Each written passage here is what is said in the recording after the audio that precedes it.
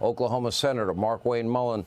You know, how come the Democrats never mention the people that are being arrested in Los Angeles, for example? They've arrested murderers. They've arrested child molesters. They've arrested gang members. They have arrested drug dealers. I would think that the law-abiding citizens in Los Angeles are pretty happy about that, because that makes their streets more safe and more secure. Apparently, the Democrats, they never talk about that part. Well, Sean, how could they? Because that would mean that what Trump is doing is actually working. They can't discuss that because it's everything that Trump does has to be bad. And so they've got to talk about this narrative, and they can't talk about the facts. The fact is, President Trump is restoring law and order to sanctuary cities, to where they've had Democrat governors running the place and not allowing the police force there to actually do their job, because I guarantee you law enforcement would love to be able to do what they're getting to do now that Trump took charge. You start talking about Pete Hegseth, and they start talking about the disaster that's going on in the Pentagon. Well, that's an absolute false narrative, because underneath Secretary Austin, we had a low retention. We had we weren't allowed to meet our recruiting numbers, and we were absolutely distrusted by our allies around the world. Underneath Pete Hegseth, now all of a sudden we have record retention, we have record recruiting numbers, and our allies love us and our enemies fear us. But they can't talk about that. They got to talk about division, which is an absolute out lie. Okay, I blame Joe Biden. I blame Kamala Harris. I blame Alejandro Mayorkas.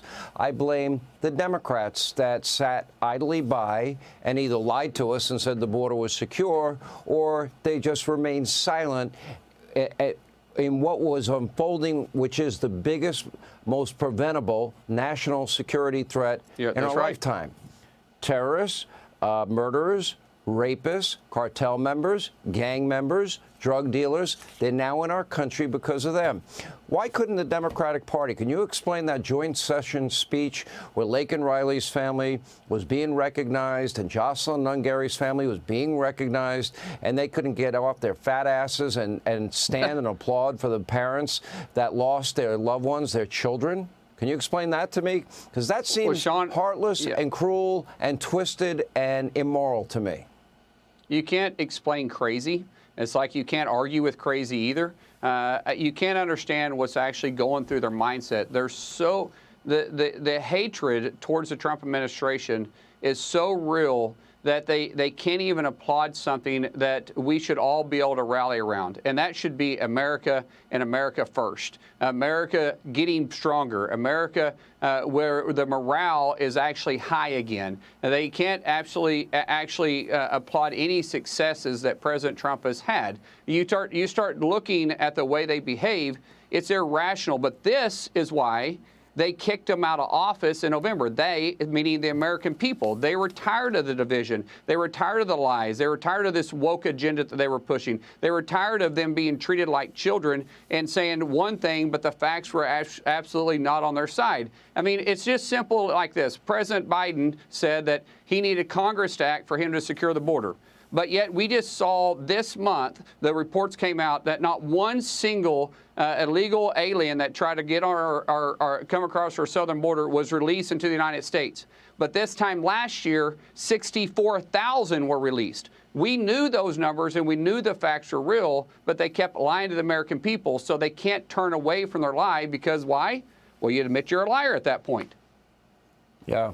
Let me ask you about the Iranian situation. I agree with Donald Trump on ending the forever wars. And the forever war in the case with Iran goes back to 1978, 1979. American held hostage. That's right. 444 days. I'm Ted Koppel. This is Nightline. It was awful. And it has been an unending war against Israel, unrelenting. They have, through their proxies and themselves, fired hundreds of thousands of missiles at Israel. They have threatened Americans. They have killed Americans. It seems to me the time for talking is over. And just as Donald Trump and the Trump doctrine worked against the ISIS caliphate and Soleimani and Baghdadi and associates, I believe Donald Trump will go in, take out this one Fordo nuclear facility, and it'll be over. He'll protect our assets in the region, and God forbid if they try to attack us, he will overwhelm them in ways that will rock their world. I wouldn't do it if I was them. They didn't. They had Sean, their chance, and they gave it up. Right. And, Sean, how you prevent a forever war is understand what victory looks like before you start, right? I would argue that after Osama bin Laden was taken out of Afghanistan, we should have had a withdrawal from Afghanistan at that time. President Trump has been very clear for 10 years since he came down the escalators in New York, Iran would never be able to have a nuclear weapon.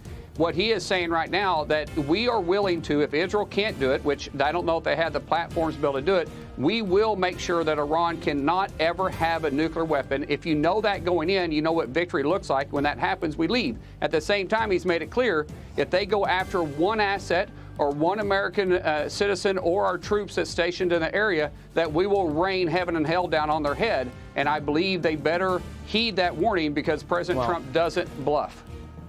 He's proven in the case of Soleimani, Baghdadi, and the ISIS caliphate that he can be successful and not have a forever war. I have faith in his ability to pull it off, certainly more than Joe Biden or Barack Obama. Classic appeasers. All right, Senator, appreciate you. Thank you. Up next tonight on Hannity. Hey, Sean Hannity here. Hey, click here to subscribe to Fox News YouTube page and catch our hottest interviews and most compelling analysis. You will not get it anywhere else.